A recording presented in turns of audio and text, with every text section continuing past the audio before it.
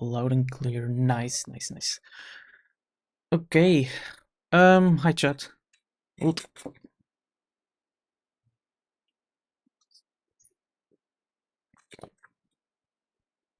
Um, I haven't done one of these streams in a while. I think the last one was somewhere last year, I think. I can't remember when, but definitely was last year. I wanted to do 2 songs as a breakdown today because I get kind of nervous doing these streams, so I didn't want to do a stream too long.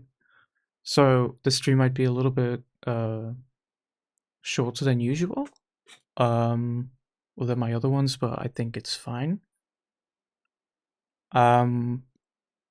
Anyway, hope everybody's doing well, and I'm gonna wait. I need to open up something on my laptop. Nope, I don't. I think that might ruin the things.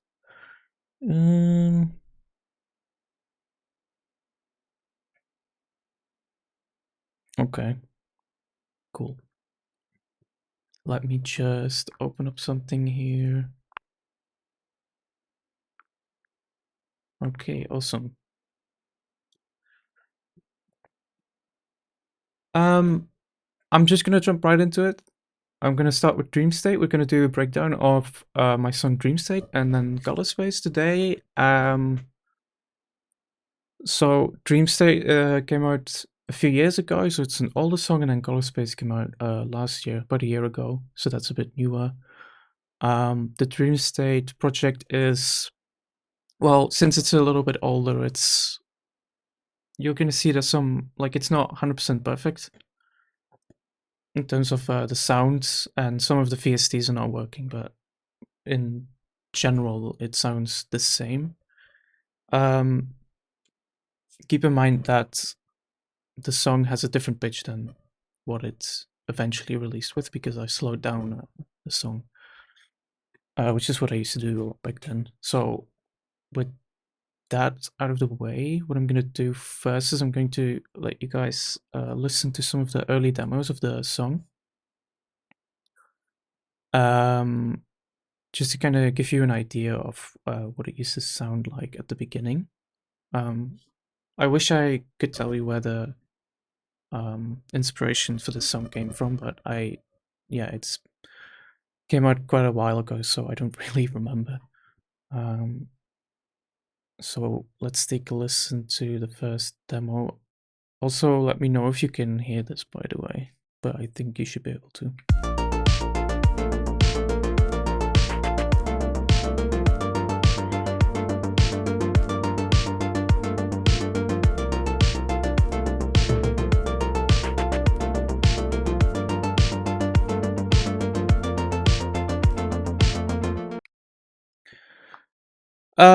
The reason for naming the songs, I don't really know. It's usually, I would just sort of like think about how it made me feel. I don't think the song names have always really had, like they've never really had that much meaning to me. I'm not really that good at doing these things.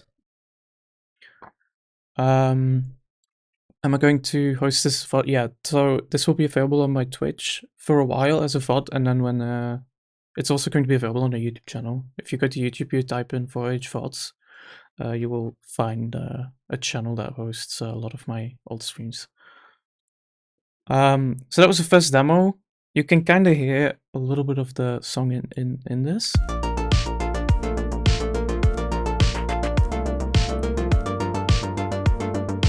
But it sounds a little bit different. Then let's see, same day.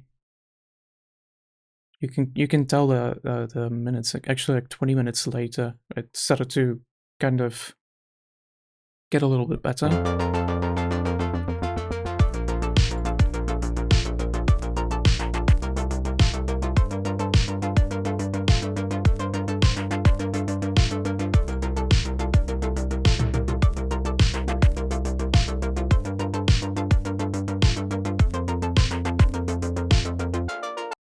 So that's when, the basic idea of the song kind of took hold. But it was still quite, you know, it was still kind of a sketch. It was quite bare bones. Are the drums just samples? Yeah, drums are just samples. We'll look at the samples and everything in a second.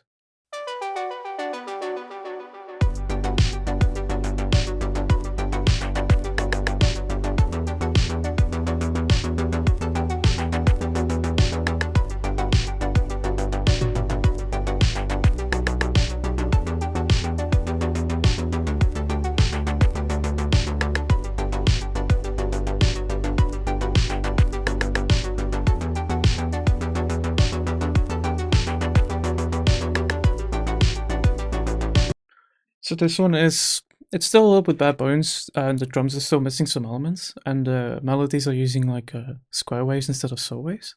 Um, but yeah, you can definitely hear that this is that song. And then I just changed the sound design of the apps to saw waves.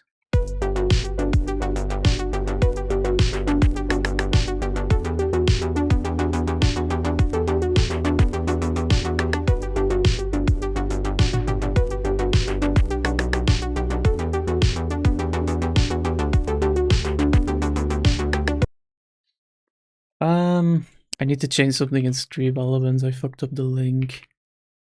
Whoopsies. Okay, give me a second, chat. I'll just play this on loop.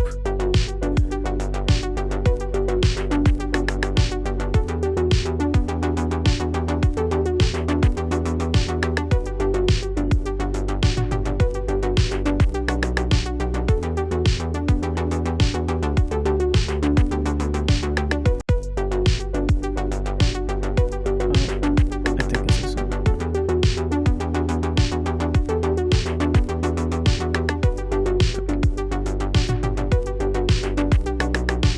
okay. I got it. Glad you're streaming during my special cassette. Thank you for buying the cassette. That's pretty cool. Thanks for the support. So that was the basic idea of the song. I actually made a completely different version of Dream State, which originally was going to be well, like the actual song, but it sounds very different, and I feel like it's a bit too much. I felt like it didn't really fit like the vibe that I was going for, to be honest.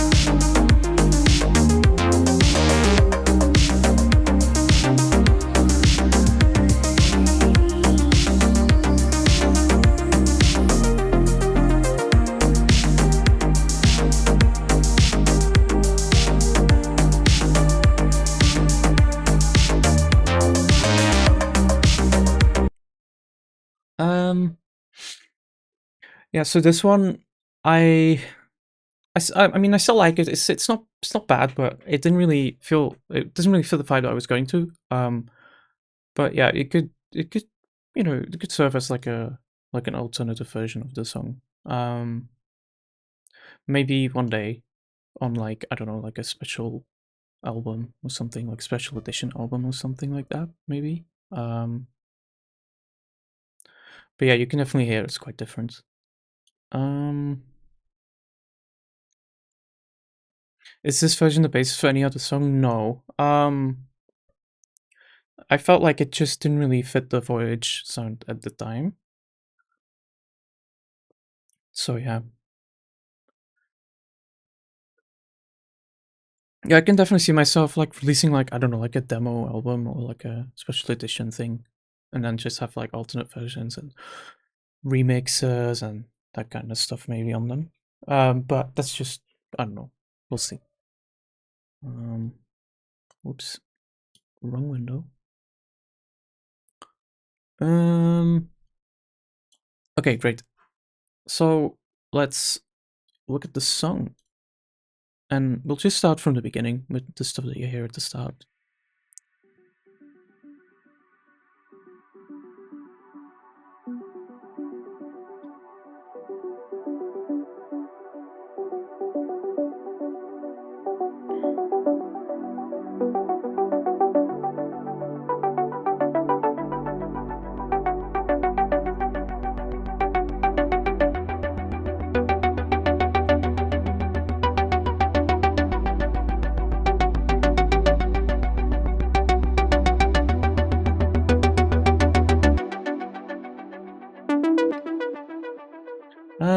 What inspired you to make music? I started listening to like electronic music because I played a lot of games.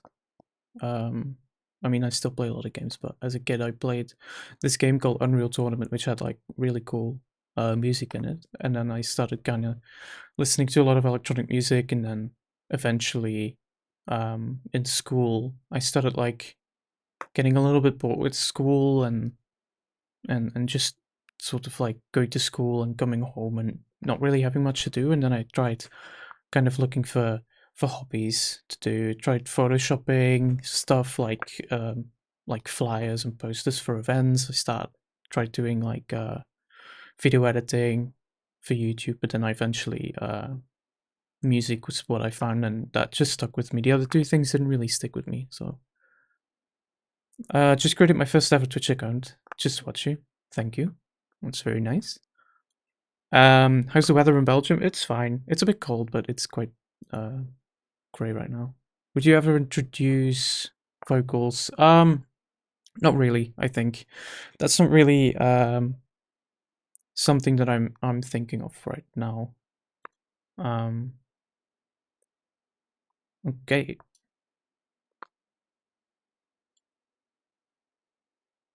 Okay, so for this song, so the first things that you can hear is this harp and this ad that's playing.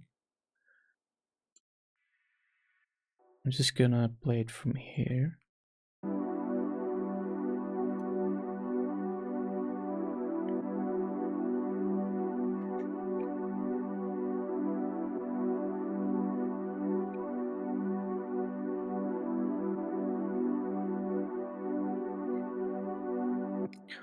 So this is just a preset in Serum called Circling Oak or Oak. I don't know how to pronounce it.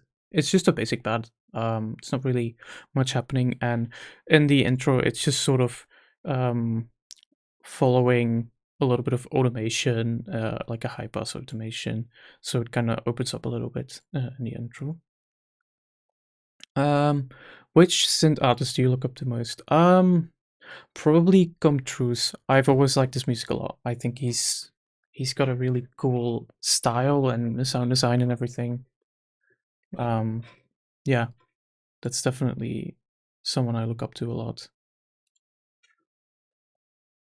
Mm, there's a little bit of compression on this with like the sidechaining, which gets introduced a bit later, and then we've got some chorus, and then just a little bit of reverb as well. So it's a really simple sound that just opens up in the intro.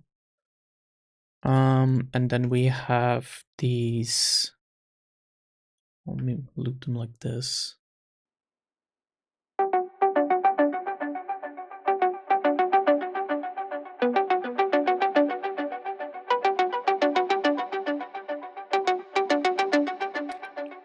So this is just a pretty basic sound made in Mini V, where you can what you can do to get this is take a saw wave and then layer a square wave on top 1 octave higher.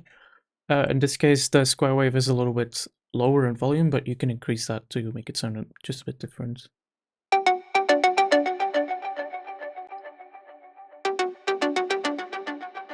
I like it with the lower volume a little bit, kind of gives it a little bit of a softer tone. This one has just an EQ, multi-band, some sidechaining, and then that's going through the app group effects. We'll have a look at those in a second. That's pretty much it for the intro, I think. Obviously the bass, but we'll do the bass a little bit later, and then that transitions into the main part quite quickly.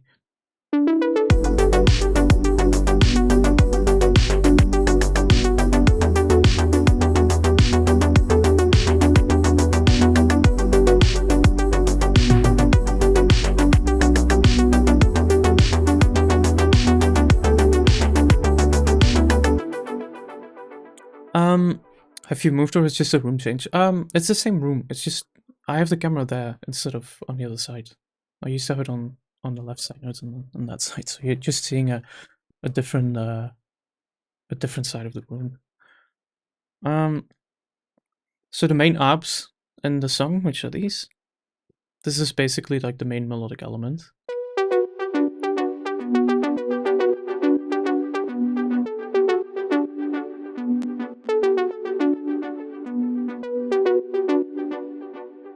So this is a swap that I made a long time ago when I made my song Time, which was the second song I made as Voyage. It's in my preset pack. This is basically just a saw wave and a sine wave. The sine wave is just adding a little bit like some midtones, kind of gives it a little bit of a resonating quality almost. It's pretty basic. It's really just like sending a saw wave through a low pass. On its own, it sounds quite basic and quite simple, but then when you add the effects to it, it sounds a little bit more interesting.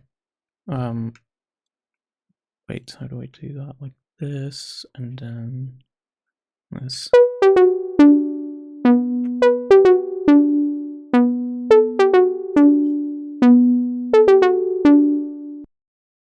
So that's without effects and then with the effects.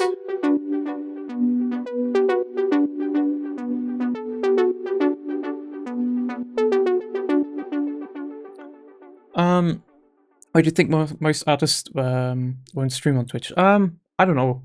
I don't. I'm not sure most people feel like they want to do it. It's kind of stressful. But also maybe they just don't. Yeah, maybe they just don't really feel like it. I know that some people can be. I'm not sure the right word. Maybe protective about how they make music as well. But I mean that's all fine. I think it's cool when people do it. It's always nice to just have like people sharing the knowledge that they have and kind of helping other producers, especially beginners. I remember when I started making music, I looked up to a lot of artists, and it would have been really cool to see them do streams like this, or to be able to just ask them questions or something. So that's why I try to do it, because this is something that I would have wanted back in the day. So for the melodies, well, we've obviously got this one, but then we also have this second one that kind of plays off of it a little bit.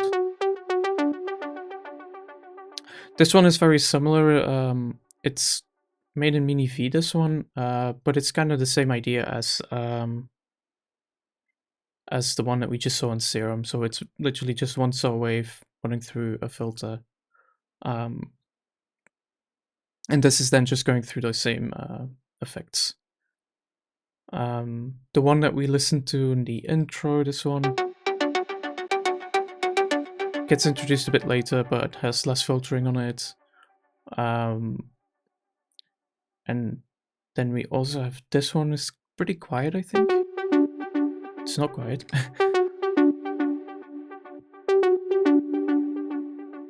That's just the same one again, just to kind of switch up the melody a little bit.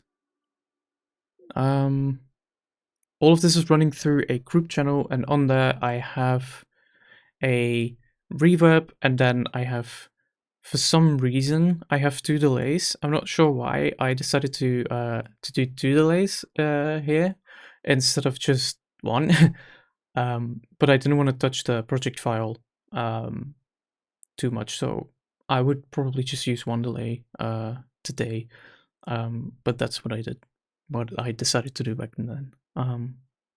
There's an EQ here that's just doing a little bit of high passing, and then I'm using Shaperbox to do side chaining now. But that's just because I replaced the side chaining in the song yesterday because the standard side chaining from Ableton was giving me some clicks, so that's why I got rid of it and replaced it with Shaperbox.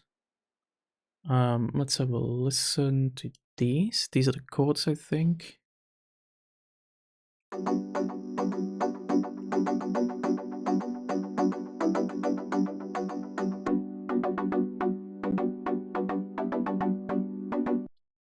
So these are just the this is the same preset that I used in Dynamic to do the chords. It's also from my preset pack, and it's in this case just a few saw waves stacked on top of each other with some unison going through a low pass filter, and then that low pass filter just has kind of like a short like shape to it.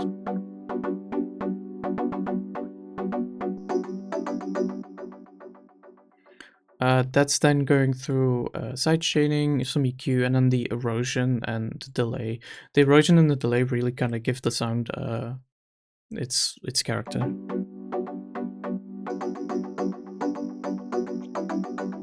So I'm using erosion here, but you could also use like a bit crusher or a downsampler or something like that. That's something that you can do as well. Probably gives you very similar results. I'm not sure if there is a big difference between erosion and like bit crushing.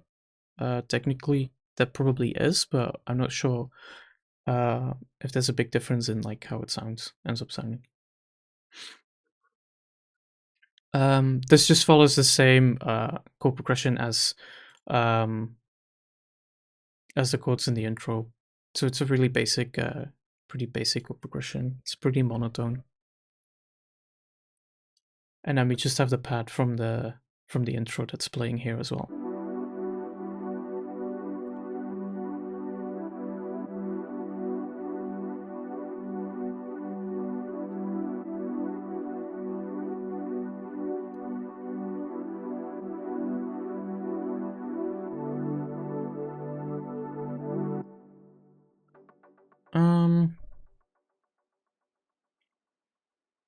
And then we'll check out the bass next. Hi, snakes. And then I just need to open it here.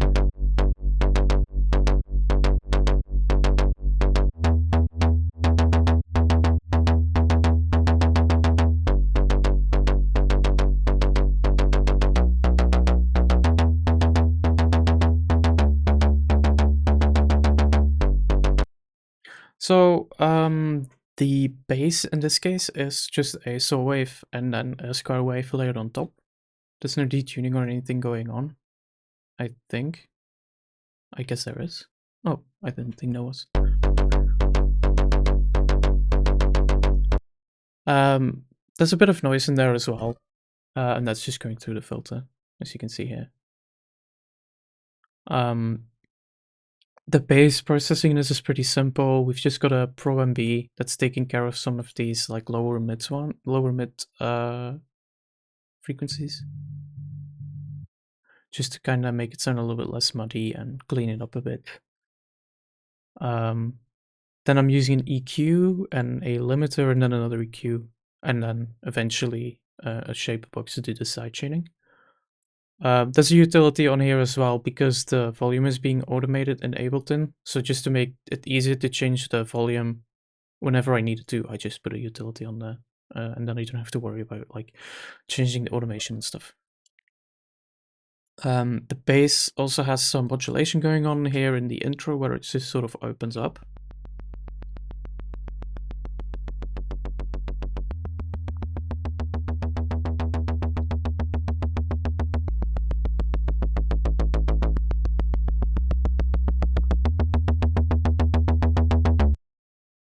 And that's just like the decay and the amount and the attack and stuff just kind of being automated there. Let's put this here.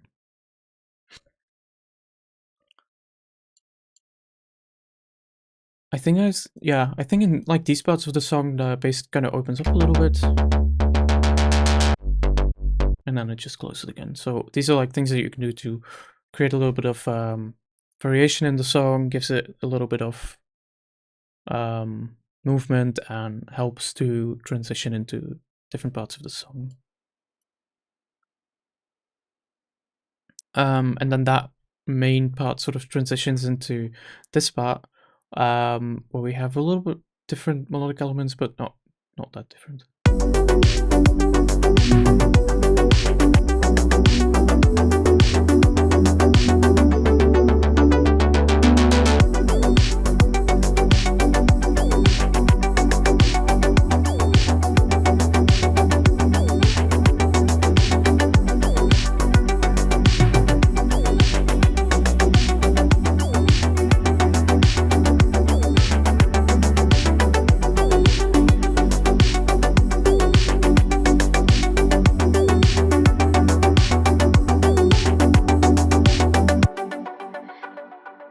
So what's happening here is I'm just using the ARP from the intro that's being reintroduced here. And then that's being combined with this ARP, which follows the same melody, but it has a different delay on it, which gives it a little bit of a different character.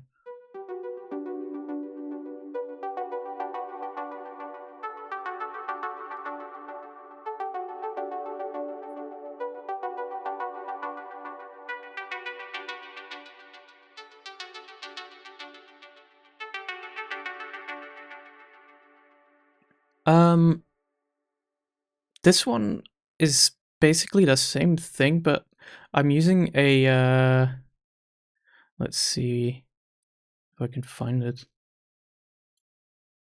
Huh. Okay, I'm looking for a delay somewhere buried in here. Huh. Oh, there it is. So this is a PSP 85 delay. I used to use this one sometimes. It has interesting presets on it, but I always found the UI to be a little bit convoluted. So it wasn't really easy to use most of the time for me. Eventually, I changed over to Valhalla delay, and then now I use Echo Boy. I probably wouldn't use this one anymore. But you kind of hear it just sort of uses a filter that's sort of like a bandpass filter that sort of moves up and down a little bit over time. But because the delay is set to 100%, it just has a little bit of different timing compared to the melody at the beginning. But it's nice as like a variation. And then there's one more sound that gets introduced here, which is this laser sound effect.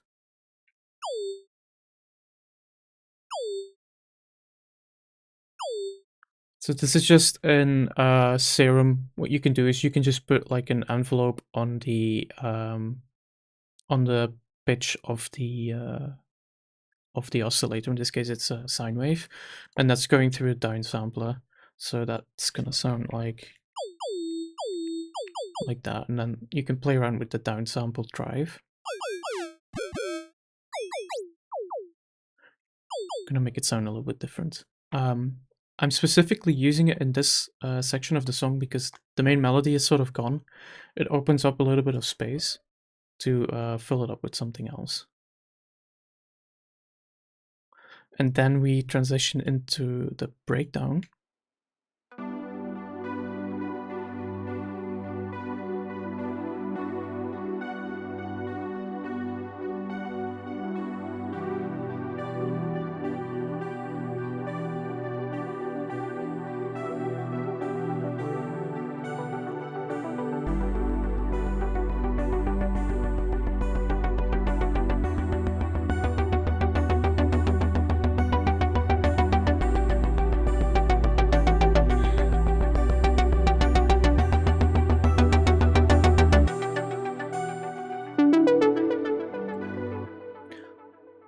Are you modulating erosion on the lead?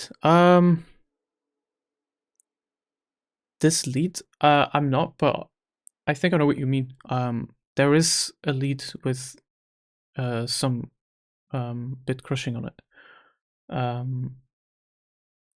That gets introduced a little bit, yeah, with volume automation. That's probably what you're hearing, I think. Can you talk a bit about Aura? If you go to YouTube and you type in Voyage VODs, you'll find recordings of my past streams, and one of them has Aura in it. So if you want to see how that was made, you should look up that channel, and it should have that video.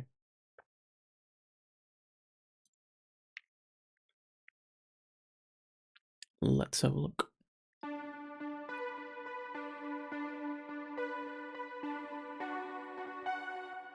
So for this one, I'm reusing the pad preset that I used for the main pad in the song, but I kind of changed it to make it sound a little bit more like a lead, and that's this one.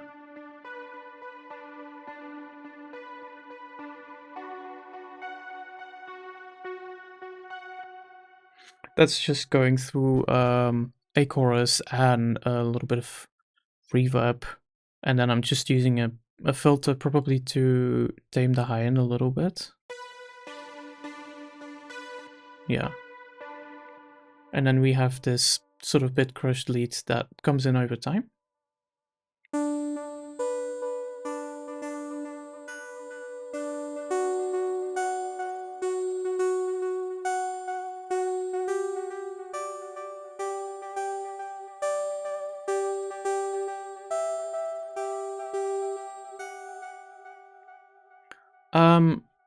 This one is in Mini V, just a very basic saw lead. Let's have a listen. But then by just adding that the Redux and Ableton, you can downsample it like this.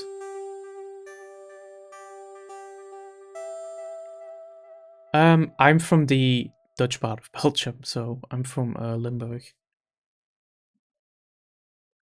I don't really think there's anything new coming in here,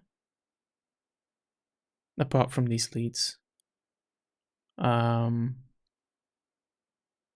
that's pretty much it for this part.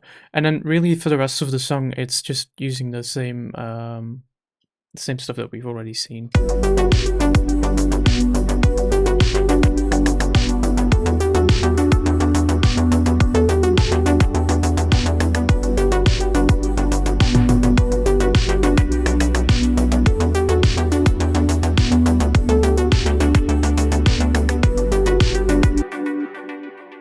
And then I'm just using like different parts from like earlier in the song in a different combination, and then that just goes back into the lead.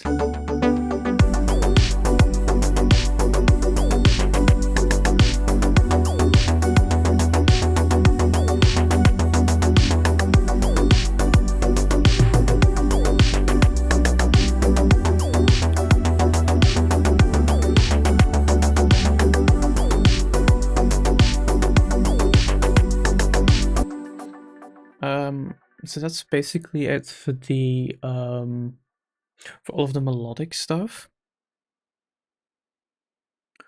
And then that's just the drums, I think. I don't really think there's any effects in here.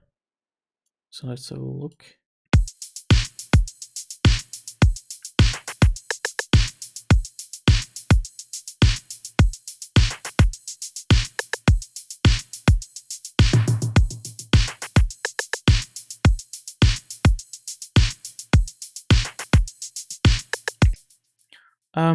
So for the drums, I'm using Kick 7. This is a sample from the Synth sample pack.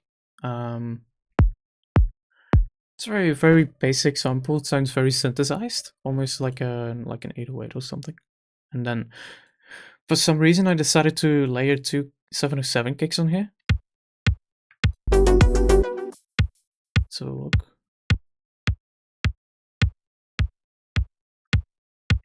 I'm not actually sure why. They also have like different timing on them, as you can see. I'm not sure why I did that. I can't tell you why. It's completely lost on me. This has been The song was made years ago, so I don't know when I decided it was a good idea, but for some reason it's like this. They don't even have any EQing on them or anything, so they're not even high passed. But for some reason it works out. So yeah. If it works, it works. Indeed. And then for the snare, I'm just using the snare 49. I always liked how this kick and the snare sounded when you layered them.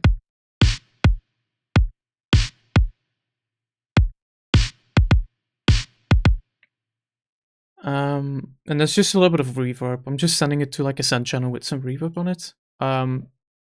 There is a side chain on the kick.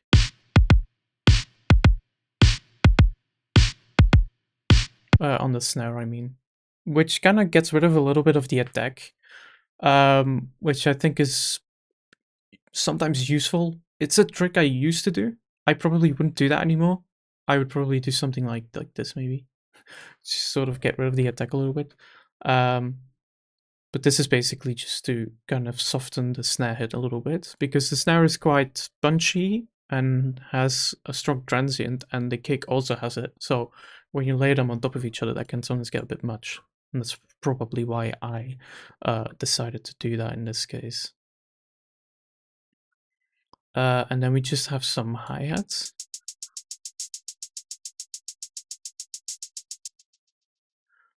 These are from the MR10 sample, drum kits. Let's see. There it is.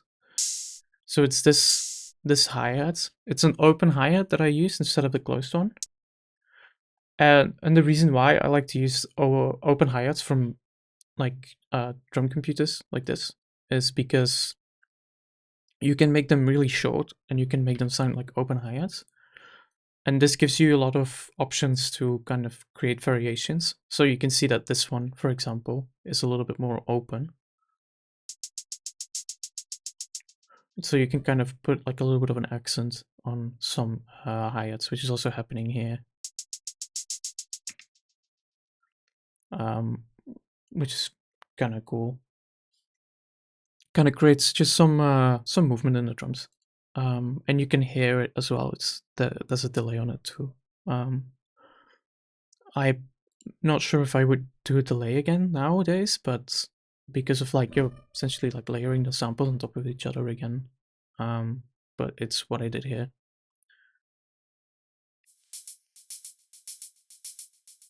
And then I wanted to have some cool sort of like high end in the drums to make them sound a little bit more natural. I'm using these samples from Colourspace and I'm sending it to a delay send channel, and this creates sort of like a a little bit more natural sounding hi-hats.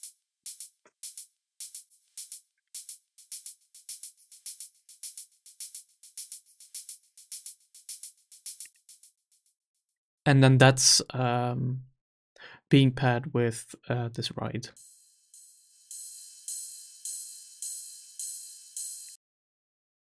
And then altogether that would sound like this.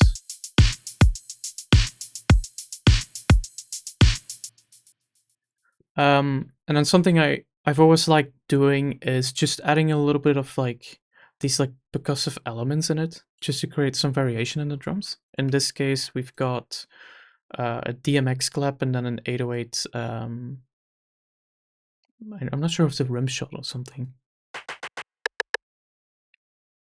So just adding that to the drums kind of gives it some movement variation. And then I made a little bit of variation in those 808 percussions. So you get that variation going on, and then I just duplicated that loop, and then I added a delayed snare on this one. So that sounds like this.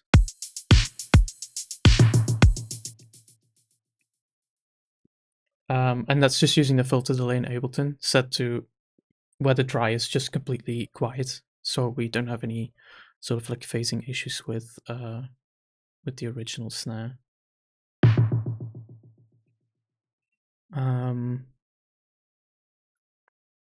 I think that's pretty much it. For these drums, I'm not doing much processing at all. Like, for example, the kick has no processing on it. Like, literally none of the layers have any processing on them. The kick group with the snare has no processing, and then the drum group itself has two multi-band compressors on them. There used to be two EQs on there, but I'm not sure if they were doing much. And then just a standard compressor as well. And then I'm just EQing the high end a little bit to boost it the tiny amount. But in terms of processing, it's not much. Like, I'm not really doing anything crazy here.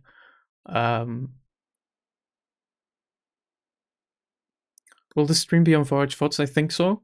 If it's not on Voyage VODs, I'll upload it to my YouTube channel myself. But if it's on Voyage VODs, then that's fine.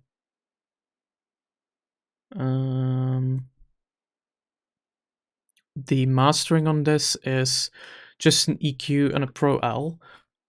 The original mastering was done on a different project, but I don't have that project anymore, so I can't show you.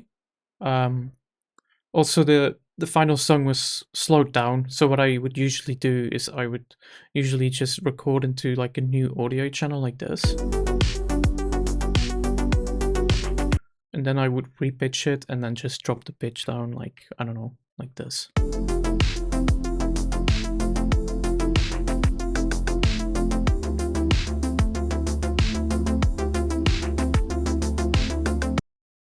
That's what I used to do. I don't really do that anymore. I like to have a little bit more control now, but that's basically what I did back then. Do you create your album art yourself? I try to do that now. I think most of the songs that I've released, most of the recent songs that I've released have my own artwork on them, which I make in like After Effects and Blender and that kind of stuff. I'm trying to think if there's anything else going on here. Who did the Paradise art? That was me. That's just my logo because I didn't really make any specific artwork at the time yet, so let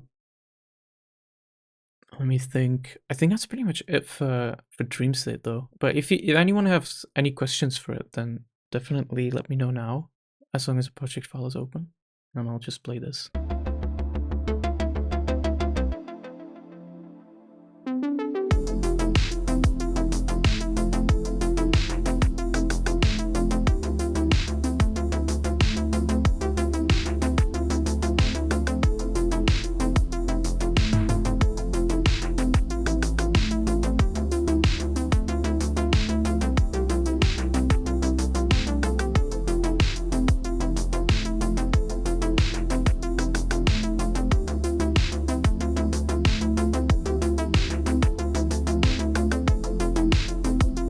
So the unused parts are basically just the same melody. I'm not really sure why they are like duplicated here, but it's the exact same one. So I don't know why they're there. Let's see. Why did you stop using synthwave? In 2017, I think I started. Back then I only made drum and bass stuff. I started synthwave like I think even like before that. I think I have like demos from like 2015 or something. The reason why I decided to release it was because I always loved making different kinds of genres, because I thought it was interesting how like different genres require different production techniques usually. That always seemed quite interesting to me. There was this thing where I felt like I just made something really cool, like a synthwave song. I had other songs, like I had house songs, I had techno songs, that kind of stuff. But that synthwave song was really cool. So I decided to just say, okay, let's just release it on Bandcamp and SoundCloud, and then that's how that happened.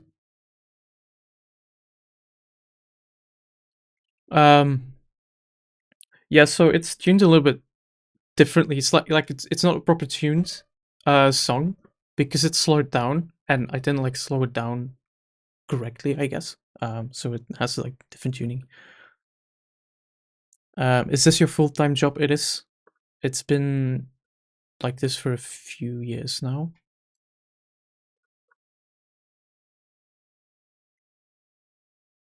I'm gonna load up Colourspace already, so we can jump straight into that.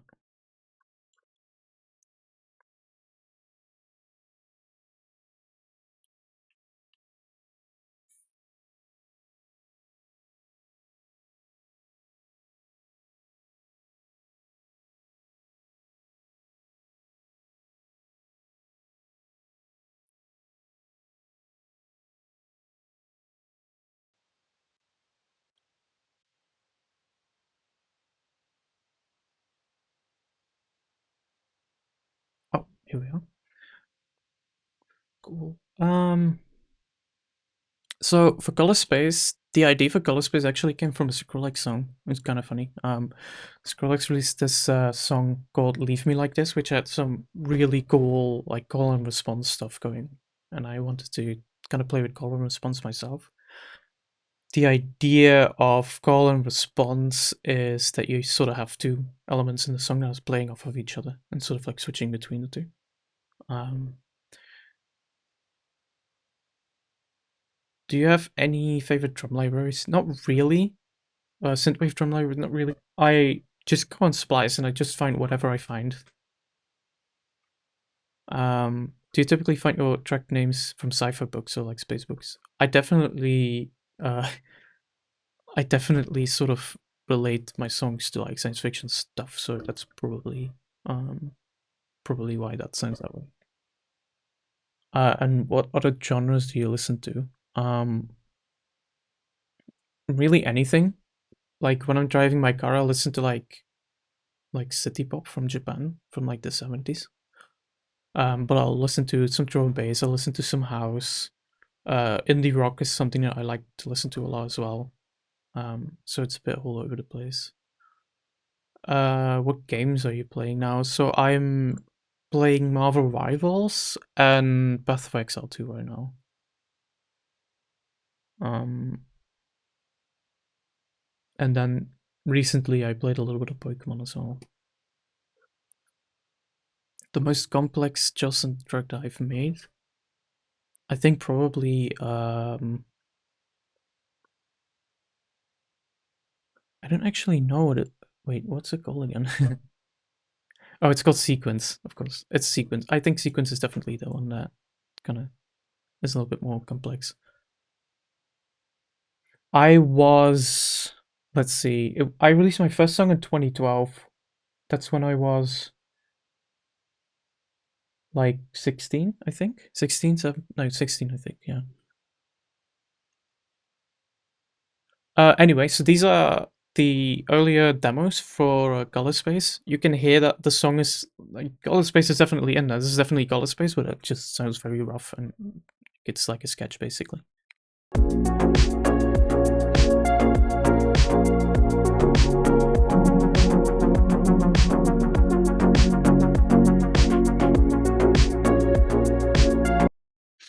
So it's really rough. The samples are different. The sound design is different. Tempo is different. Everything. But it's definitely that. That's basically what I tried to come up with in terms of like experimenting with the whole call and response thing.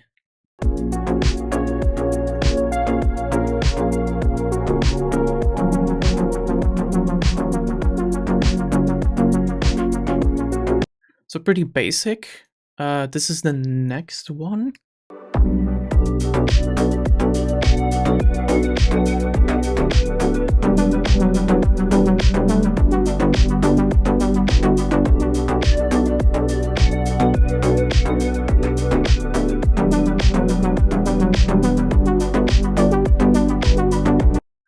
So the drums are sort of like coming in here, and the sound design is a little bit getting a little bit there, and but you know, it's still kind of rough. Have you been told that you have a musical print? Sort of like a signature for my songs. I try to do that as much as possible. I think that that's kind of important to my music. I want people to be able to say that, like when they're listening to a Voyage song, like, oh yeah, that's a Voyage song. That makes it makes sense why it's a Voyage song. I think that's really important to me. This next demo, probably just like the mix down, getting a little bit better, and adding some elements.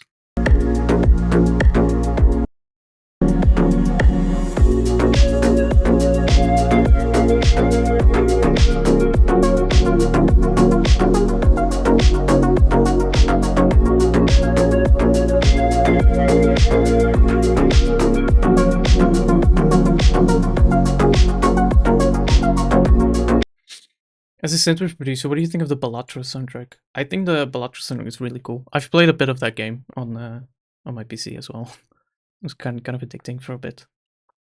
It's a really cool song. So this is really where a lot of the stuff comes in. It's sort of like how it sounds in the final song.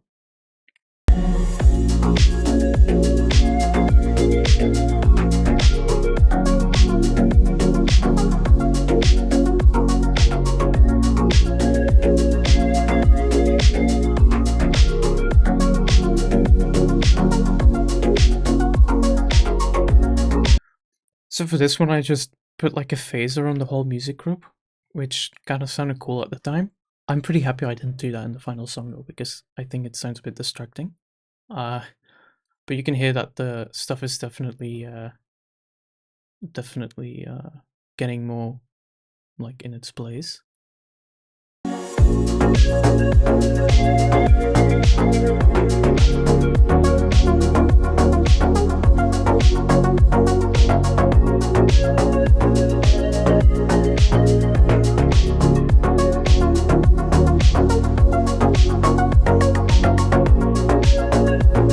So this is really where I think everything like really close to being finished. I think most of the differences now are like subtle in like the mixing and maybe the tempo, maybe the pitch of the song a little bit, but that's pretty much it.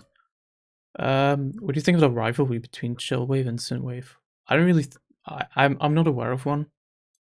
I don't really care. I'm friends with a lot of producers, so I don't know. I actually made a data wave version of this song as well. I really like Truce. I like what he does in his music. I like the sound design and everything. And I've been experimenting with that myself as well. And it's just fun to do. So that's why I made like a data wave version of the song.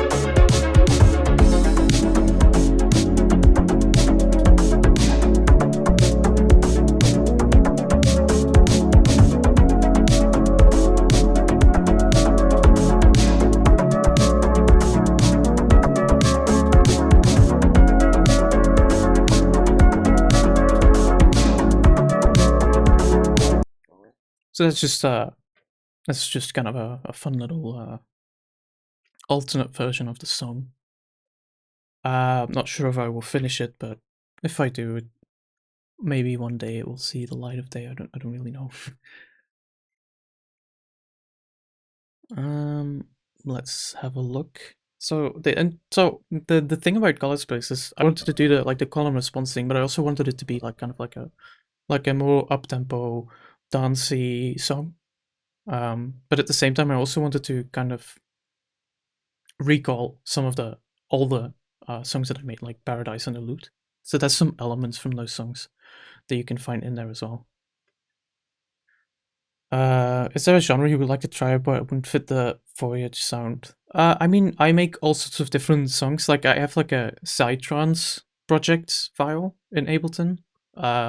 But these are like things that I never release or anything. But it's just fun to like play around with. Um, at the end of the day, I'm still, producing music, but it's interesting because I'm sort of like going out of my comfort zone. Um, but let's take a look at the intro chords. I tried to sort of like recreate those sort of like intro chords that I did in those older songs.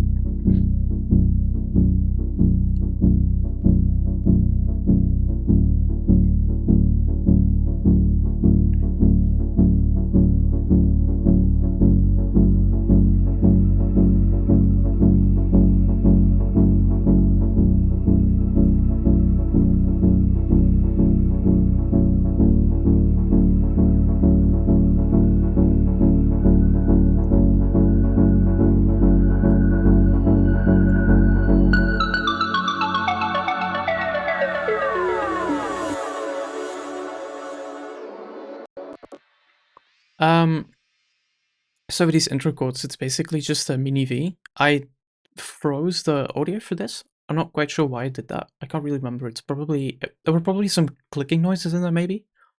Um, I not I can't really remember exactly, but that's what I think it probably was. Um, but these are just made in mini V, and they're um, very basic sound design. What point do you usually bounce to audio? Um, I'm always scared to do so because I want to go back and tweak stuff. So usually I'd never bounce to audio. But if there is like when I was making my song After Image, I had a lot of issues with the main app sounded kind of out of timing. There was something wrong with the timing, so I just put that into audio so I could manually place it correctly.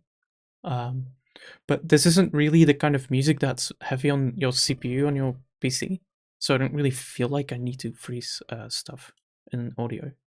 For some reason, I did it here, but I'm not quite sure why. Yeah, the pitch stuff is coming from the tempo going back to the lower tempo. Wait.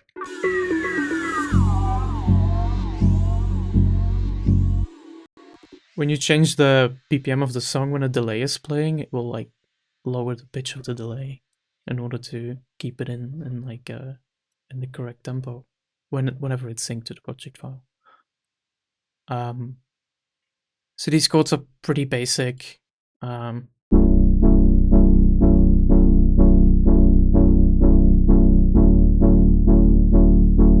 they're basically playing the same chord all the time, but the bass note is different. And that's just the only thing that's happening in the intro, apart from then also having this pad on top.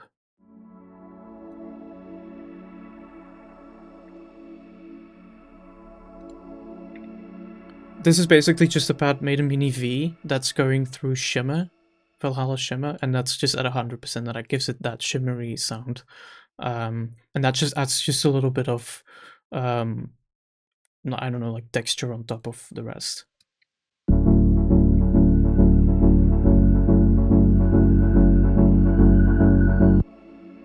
And that goes into these ups.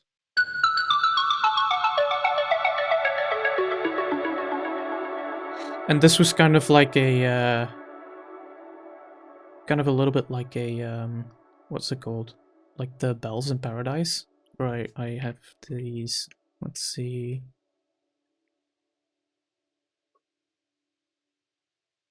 These. Oh, Alex can't sign in. That's too bad. That sucks.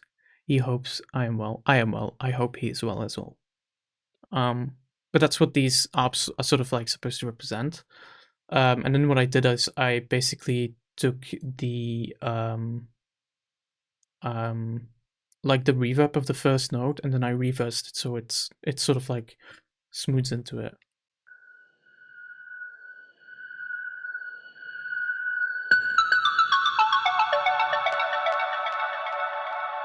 Can you assist any musical instrument or software to stop playing synthwave songs? I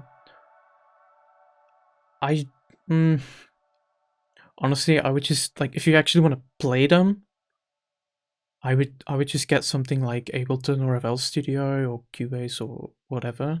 Like a music making program like this. You can find demos, trial versions of all of these online.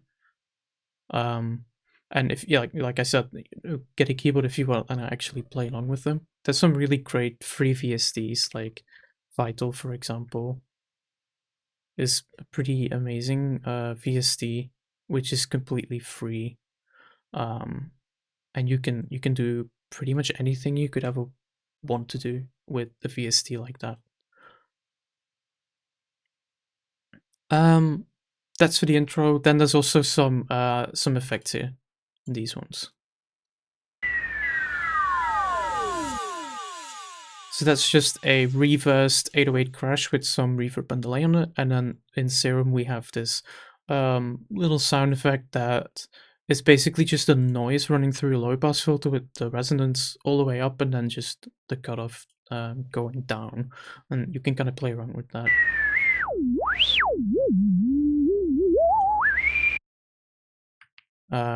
So that's that basically.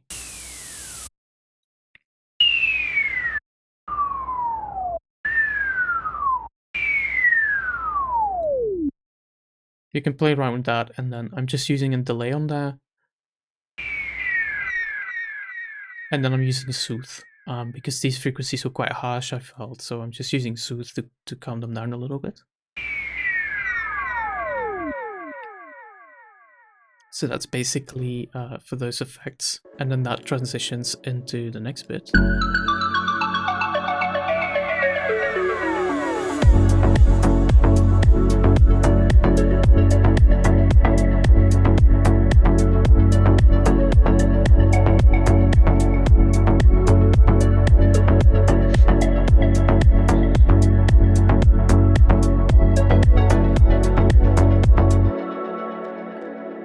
And what's happening here, there's basically just two melodies playing. The idea was to kind of create a little bit of an intro, like an Elude, where it's sort of like monotone and not super melodic yet, a little bit mysterious maybe, like you're not really sure what's gonna happen.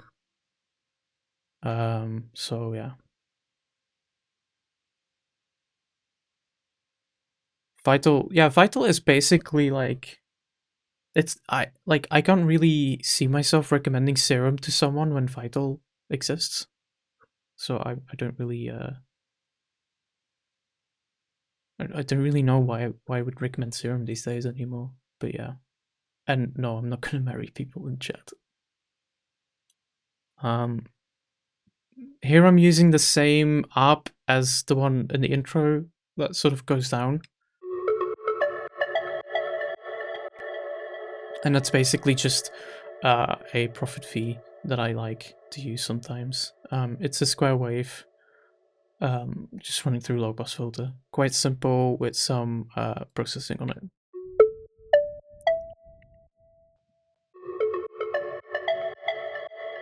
A lot of the stuff for these, like what makes these sounds cool to me is just the processing, and you can see, there's a little bit of like a little bit of reverb on it, and then here we have some reverb, some delay, a little bit of RC20. Um, so RC20 I usually use for just some detuning, some wow or flutter sounds on a sound. Then a little bit of flanger, a little bit of chorus. Then I'm using tiny bit of distortion,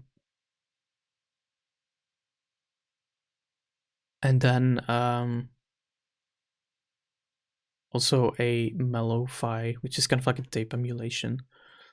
These are all sort of effects to make it sound a little bit like lo-fi-ish or whatever you want to call it. Kind of gives it that sort of character to it. And then that's being sort of back with these with this other app.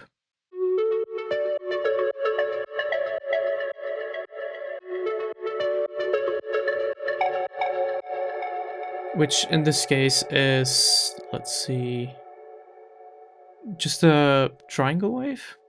Is that a triangle wave? Yeah, that's a triangle wave. Um,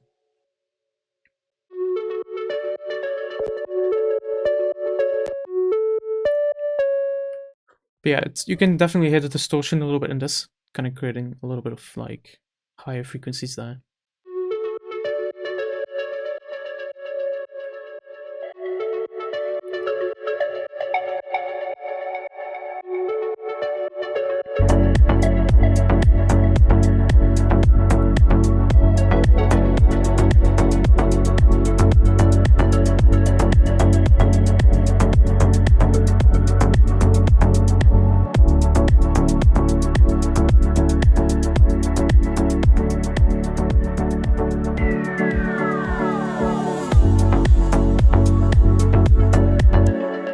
And then the other thing that we have here are these chords that are coming in. These are the chords that are just playing throughout the whole song, basically.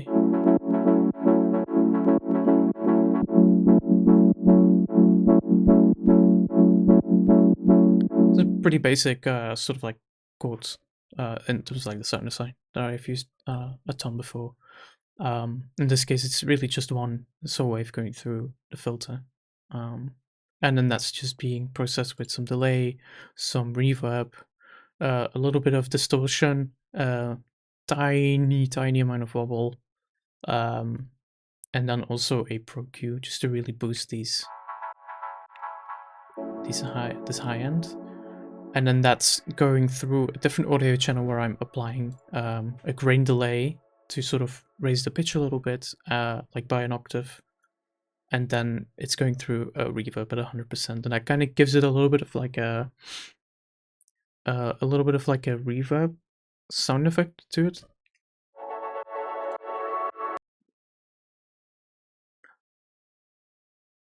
Oh, I think my Ableton crashed.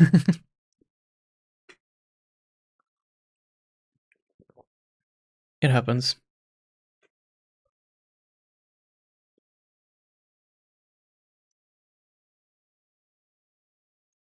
Oh boy.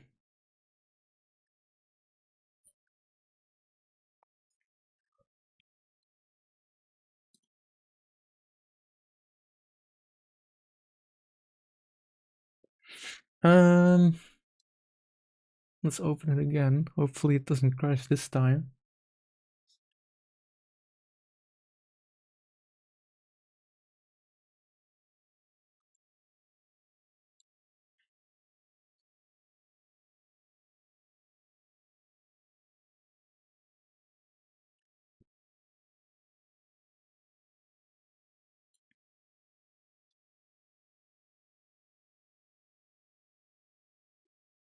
It's taking a little bit. That might be because it crashed. I don't know.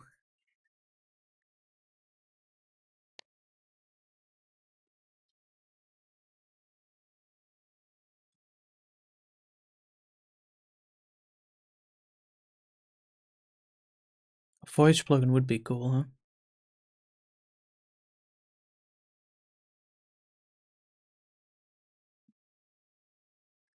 Okay.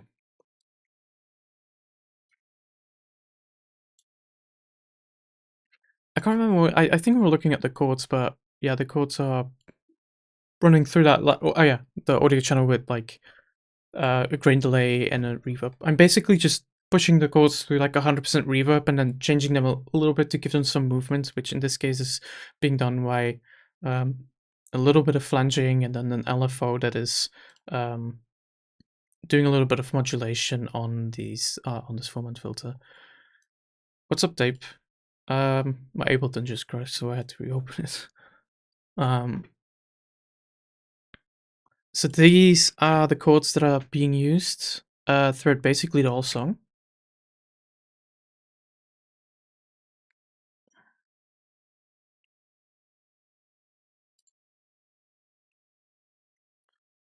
It's a very basic 3-chord chord progression. You can't hear anything. Oh boy. How am I gonna fix this? Let's see.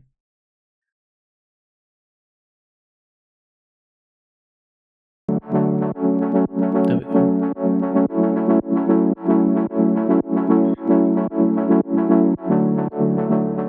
we can hear. Cool. I'm gonna turn it down a little bit. How do artists collab? They can either send like these project files to each other, or they can like render things into audio and then send those to each other and then work off of that. That. Those are the basic two ways to do that. Anyway, so these are the main melodies in the song. This is where sort of like the soul of the song is happening.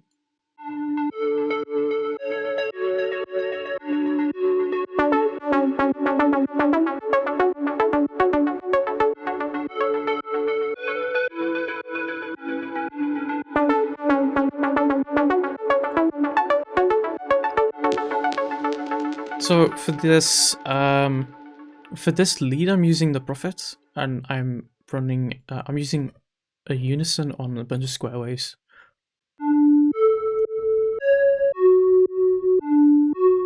It's a very basic sound, and then that's running through, in this case, a supermassive from Valhalla, which, if you play around with these settings a little bit, you can get some really interesting effects.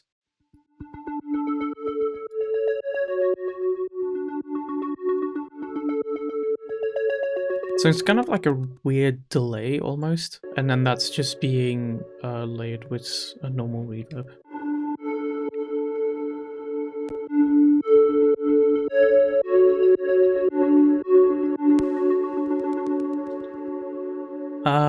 And then that's just running through what this is a Ableton effect rack that I call broken processing, which has a reverb and a delay, a little bit of multi-band processing on it, a RC20 again,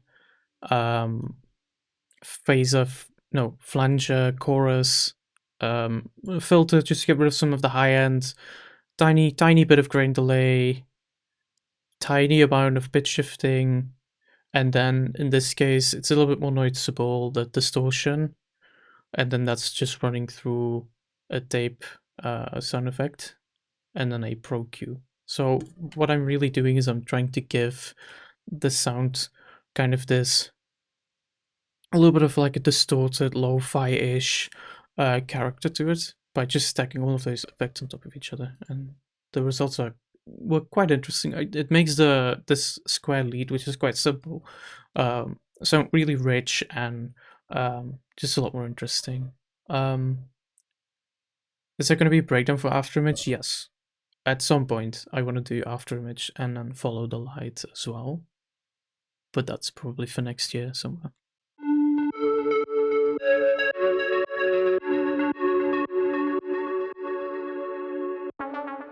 Anyway, that's then running through, being sort of like played with, like the column response thing is happening here, where it sort of like plays from the square lead into these saw-ups.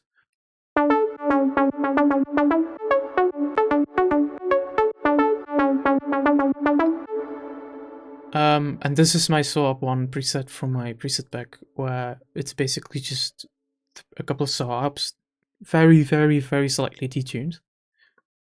And then it's just running through low pass filter with some resonance on it. I love Daft Punk. I have a couple of vinyls from them. They're really awesome. This is then being processed with a filter delay, a compressor, a little bit of filtering, RC20 again, and then a utility.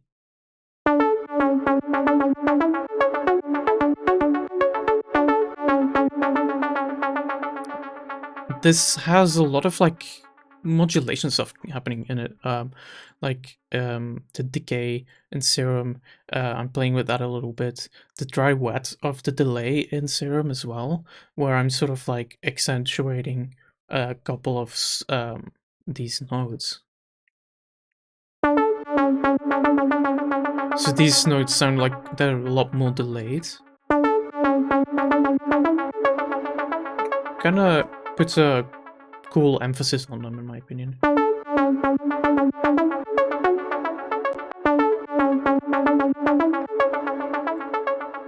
And then there's also a macro 4, which I think macro 4 is decreasing the attack of the arps. You can kind of hear it towards the end. They become a lot more plucky. And then there's some, I'm not sure if there is any, yeah, so there's a little bit of like, the resonance of the filter is also being automated. So when they become a little bit more plucky, the resonance goes down a little bit.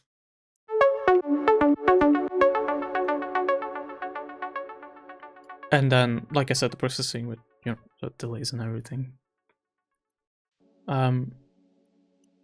There isn't really much happening here apart from like those melodic elements with the chords, and then also the bass, which I'll take a look at now.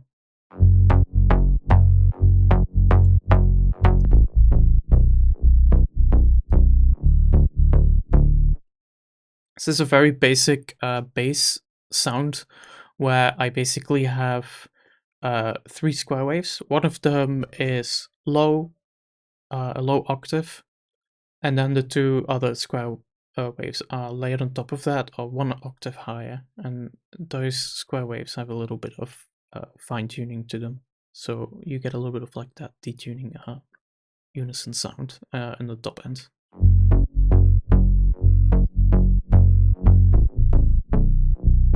And then, yeah, it does sound a lot like the elude bass. That's probably how the elude bass was made as well. That's running through, let's see, 2 multi-band compressors from like just a standard Ableton effect. Then an EQ just to boost the high end a little bit, and then I'm using Soothe as a side chaining here. So the main sort of like frequencies in the chords are sort of like ducking the bass a little bit.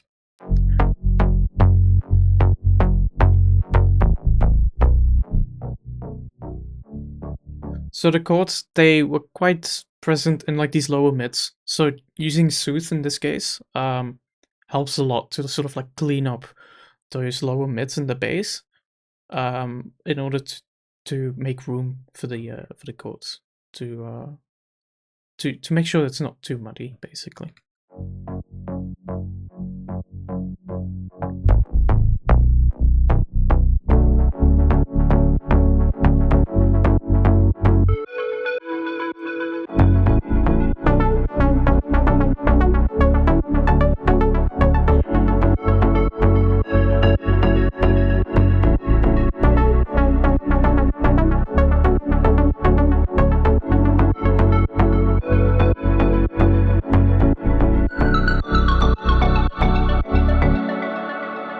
Yeah, I mean, Resonance is basically like that's the viral like synthwave song, right?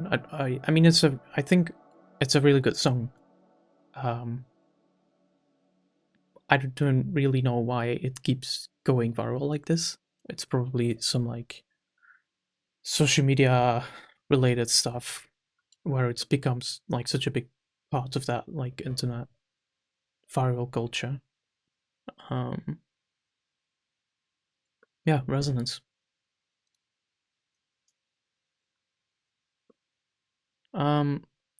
So the melodies here are just playing, and then we go back into this like descending melody here. Sort of like a little bit of a variation on the melody, and then that goes into this part of the song where we have a different arp come in.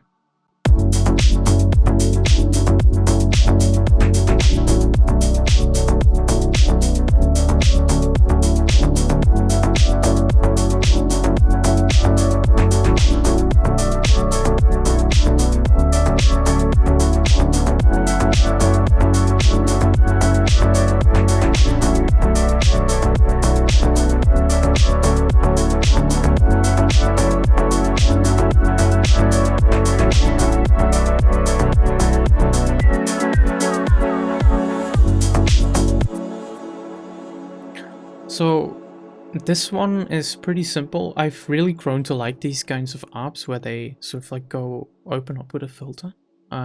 It's a very simple sound in Mini V, where it's just one saw wave.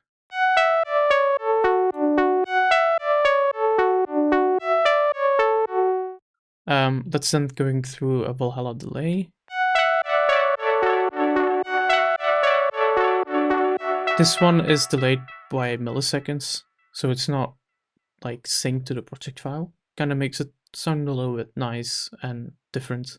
And then we also have a big reverb.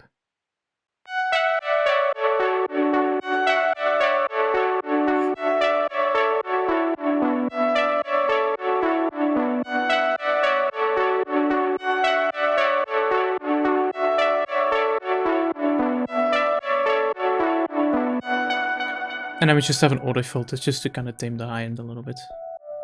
And that's also the thing that's like opening up. This is then being paired by this sound, which I'm pretty sure is the brass from a lute.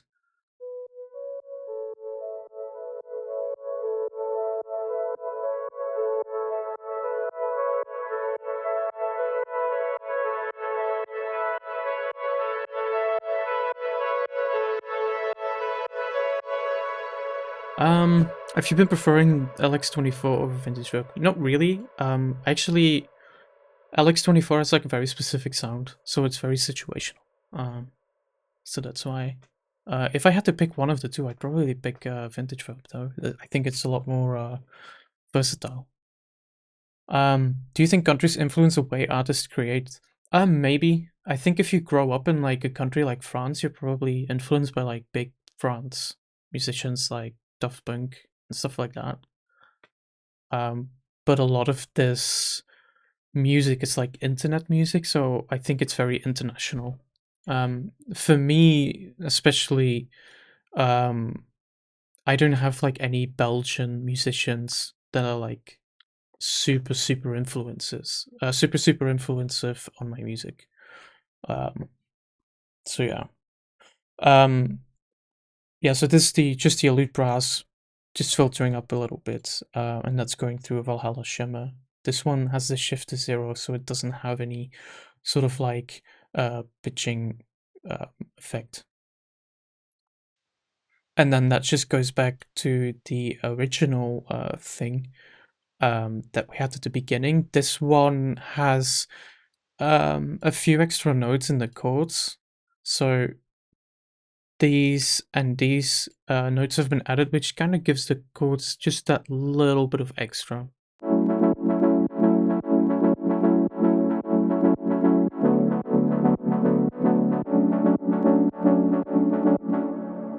So that's with that, and then in the drums I also have like an open hi-hat added.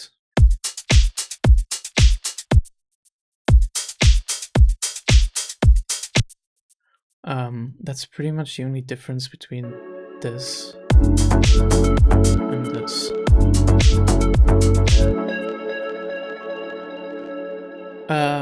This is then going into the breakdown of the song.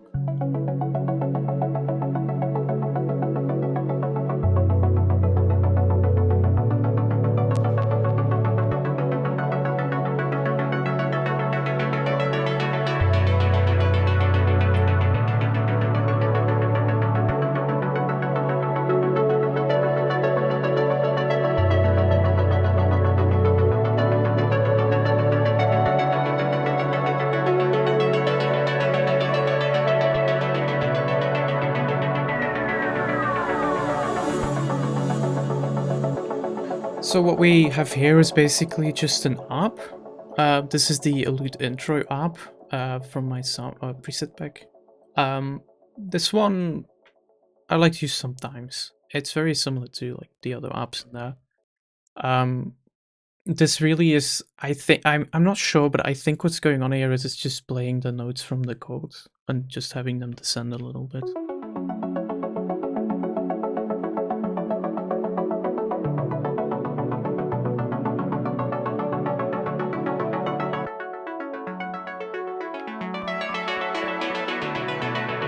And here I'm just using RC20 with a little bit of flutter, and then an echo boy for delay, and then a vintage verb for some reverb.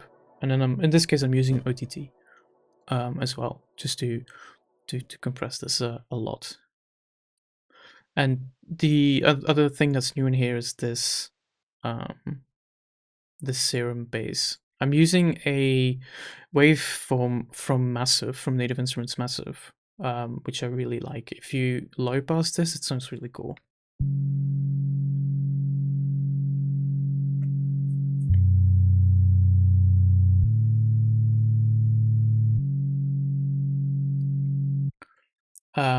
And then we also have just a pad that's playing the same.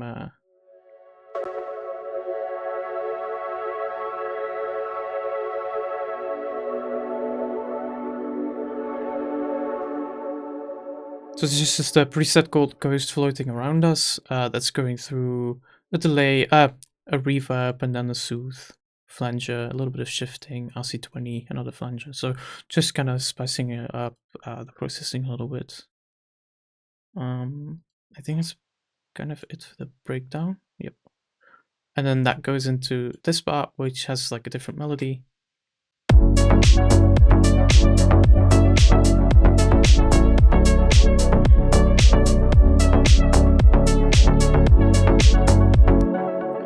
There's this article, I think the website is called reverbsound.com or something. It's an article that talks about like come true sound design, and they made like presets to use for a couple of Arturia synthesizers. This one is called Memory Dark Block that I used from that. Reverb Machine, yeah, that's it. And this is just going through some basic processing that we've already discussed before. Yeah, they do a whole bunch of presets for a whole bunch of different songs and artists and stuff. It's really cool. And that's just playing a different melody here. And then we have the same descending melody that we've had a few times in the song, but this time the melody is reversed and it's using a different sound design.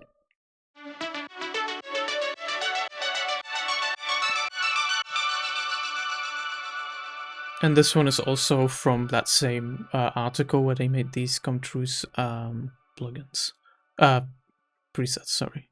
Do you have any tips for choosing sounds that go well together? I can never create a cohesive collection of sounds for some reason. I don't really have any tips for it. I think a lot of it comes down to mixing. And just sort of like recognizing, like, if I have this sound, what's like the purpose of this sound in this song? So based on that, do I need another sound like it? Or maybe I need something that's a little bit less present, like maybe a small arp and then having like a big lead, for example.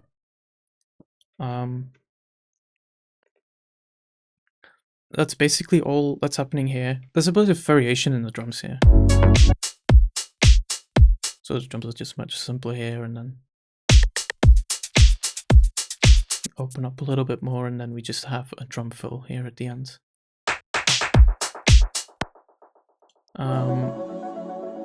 And then that just goes into the same part that we've had a couple of times already now.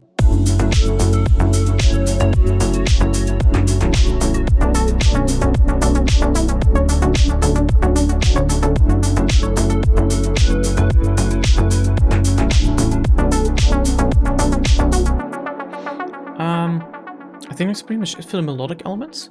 I think you can send links in the chat.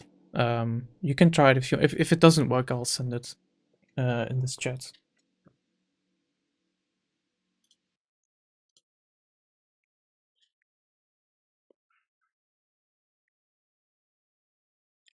Let's take a look at these drums. So yeah, that's the link. So for the drums, the kick in this song is, where is it? I think it's in here. Yeah.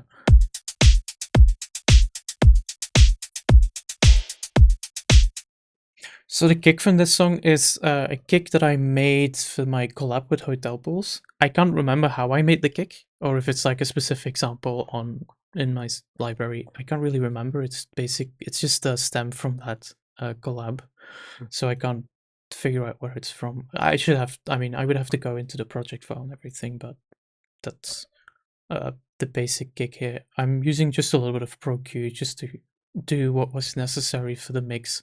And then I'm doing this to really contain the high end of that kick.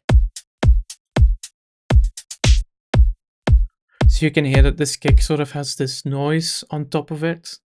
And I didn't really like that in this specific mixdown. So doing this in Pro MB, where you just have really extreme settings, you can sort of create like a click instead of like a longer noise.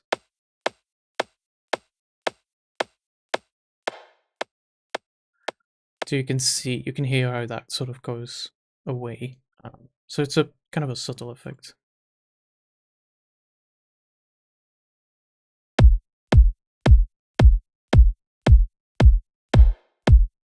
And then that's being paired with a snare. 2 snares actually. Not sure what this snare is. I think it might be a snare 49, but I don't really know. And then this is a snare that is from my Astra song, I think.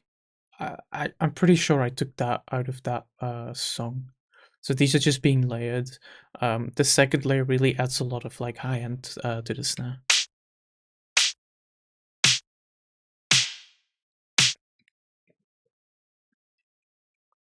And then we just have hi-hats. So these are from a Noisia sample pack.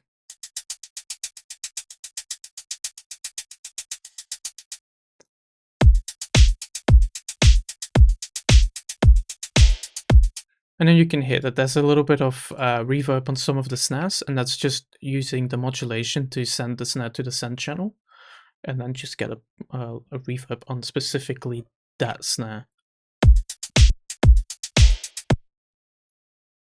That's then being paired with some shakers. So these are usually 808 shakers that I like to use.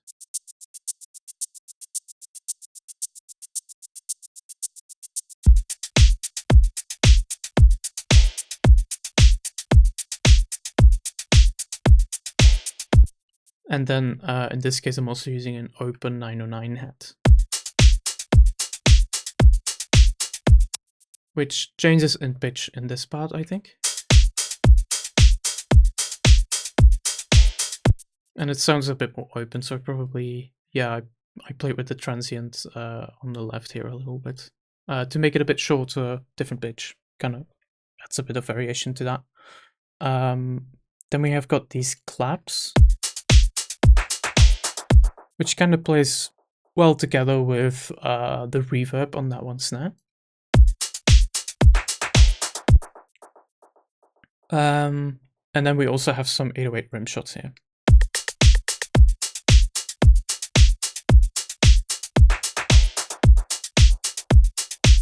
And then we also have this audio layer, which is sort of like a little bit of a pre-clap effect on the snare. So just having that little bit of noise right before the snare hits kind of gives it a little bit of like a slapping effect, kind of like a clap effect.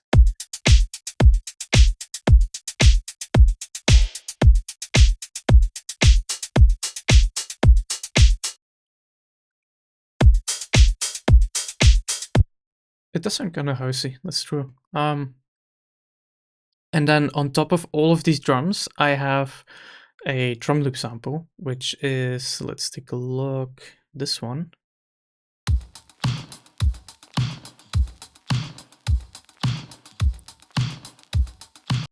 So this is actually a drum loop that I think Delora used in one of his songs. And what I'm doing here is I'm using a bunch of effects just to kind of make sure that it mixes really well with it mixes really well with the rest of the drums, because the rest of the drums already sound quite complete, but I just want to have that little bit of extra on top.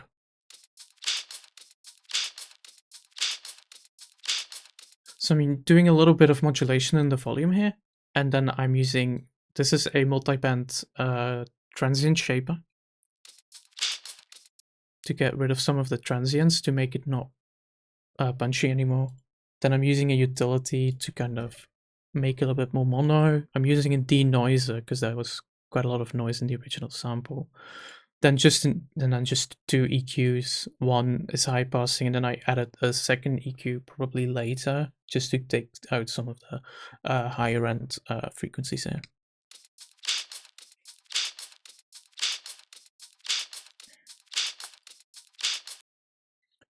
It's a very subtle thing in the song. You probably don't really notice it that much in the song. But if I take it out, it's kind of like noticeable, especially in the drums.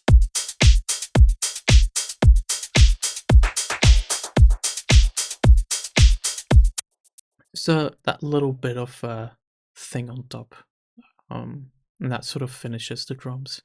As for the processing on the drums, I'm usually pretty simple stuff. I've got an EQ here, just taking out some of the high ends, and then I have the VC65. There's a preset on here called parallel compression, which I really like. So that's the one I'm using, and I'm using a very low dry-wet ratio, and that's pretty much it for this, for the drums, and that's pretty much it for the whole song. Then I think.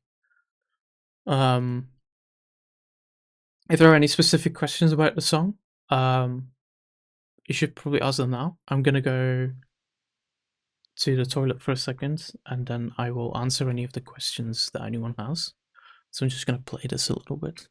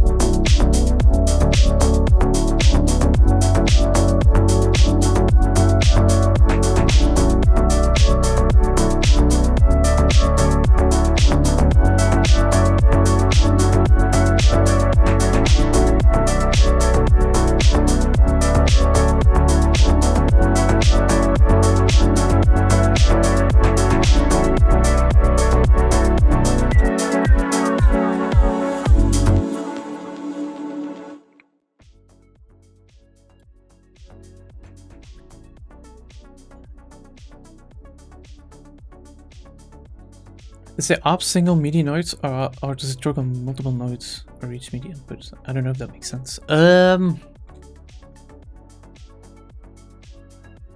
don't really know what you mean by that.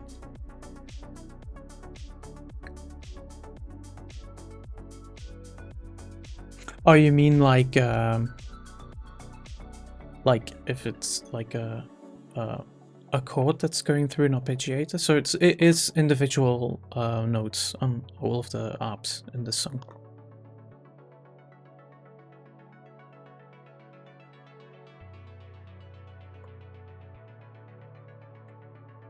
Yeah, so these are individual notes, yeah.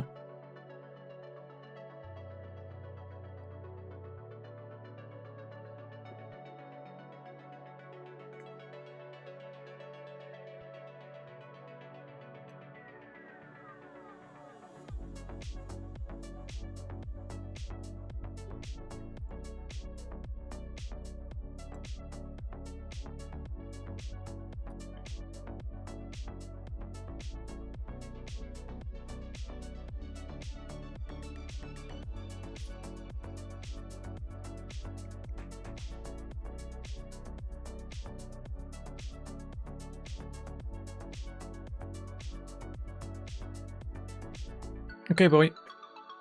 See ya. Bye.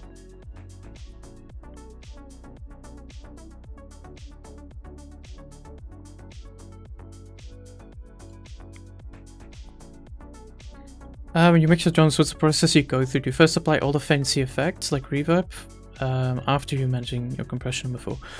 So it depends. Sometimes you can add reverb and then compression, and then the reverb gets compressed as well. And that can sound cool, maybe. It completely depends on the song that you're working on. In some songs it can sound cool, other songs it doesn't sound cool. It really depends. Um, yeah, it really depends.